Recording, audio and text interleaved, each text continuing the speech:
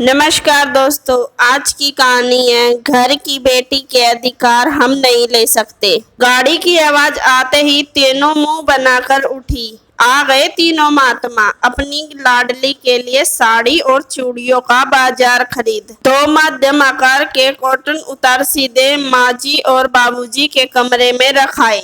माँ बाबूजी तो नहीं रहे, पर कमरा लाडली के नाम हो गया। दरवाजे पर लिखा है स्वीटीज। तीनों की ननंद स्वीटी, बड़ी बहू का नाम केतकी, दूसरी सुमन और तीसरी शारदा। तीनों ने कितनी बार कहा माँ बाबूजी के कमरे को बच्चों का स्टडी रूम बना दे या फिर गेस्ट रूम, पर तीनों भाइयों के कानों पर जू नहीं रेंगती। स्वीटी के नाम हो गया कमरा। राखी से पहले तीनों भाई इकलौती बहन के लिए ढेर सारी साड़ियाँ और चूड़ियाँ ले आते हैं। पहला चुनने का अधिकार उसे ही होता है, फिर भाभीियों को चुनने को दिया जाता है। अपनी अपनी बीवियों के लिए कभी ना चूड़ी लाते ना कभी साड़ी, पर बहन के लिए बाजार उठा लाते। इतना ही नहीं, उसकी मनपसंद व्यंजन बनाने की कोशिश भी करते। कभी एक कप चाय ना देने वाले पतियों की यह हरकत उन्हें बहुत नागवार गुजरती।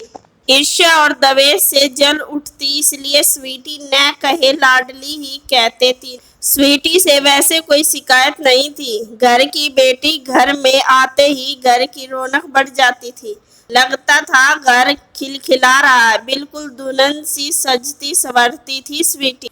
लाल बिंदी, पूरी भरी मांग, भर भर खनकती चूड़ियां और छन छन पाजेब, मुस्कुराती भाभीियों के साथ घुल मिल जाती।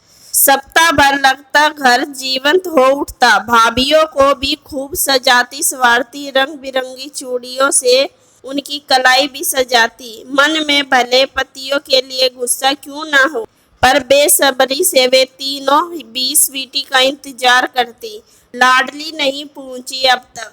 2 दिन पहले ही पहुंच जाया करती थी। फिर इस बार तीनों भाइयों का चेहरा उतर गया। लाडली के पति बीमार है, इसलिए शायद ही इस बार लाडली आए। केतकी, सुमन और सरदा के चेहरे भी उतर गए। घर में एक अजीब सी खामोशी और सूनापन छा गया। ना चूड़ियों की खनखन, ना पाजेब की रुंझुन। केतकी से रहा न गया, बोली शायद हम सबकी ही नजर लग गई उसे।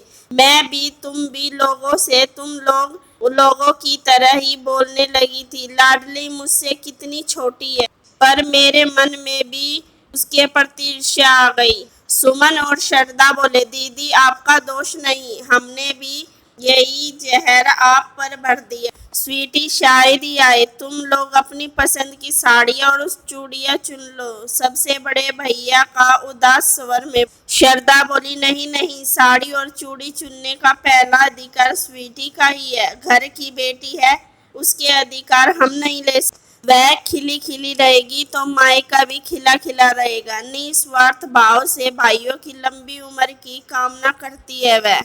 एक काम करते, हम सभी चलते हैं स्वीटी के पास। व्यापार में 2 दिन का नुकसान ही सही, पर स्वीटी के चेहरे पर मुस्कान लाने के लिए यह कुर्बानी भी सही।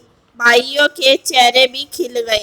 शाम को केतकी, शारदा और सुमन बाजार जाने लगे। और अब क्या लाना है? हम भाभियाँ इस बार अपनी पसंद के विभिन्न रंग बिरंगी चूड़ियाँ और कंगन लाएंगे। स्वीटी के लिए राग, ईर्ष्या, द्वेष, अभिमान सभी धुल चुके थे। उसके मन से उत्साहित थे सभी। तैयारी में जी जान से जुट गए। दोस्तों, आपको यह कहानी अच्छी लगी हो तो प्लीज़ हमारे चैनल को सब्सक्राइब करना ना भूलें। धन्यवाद।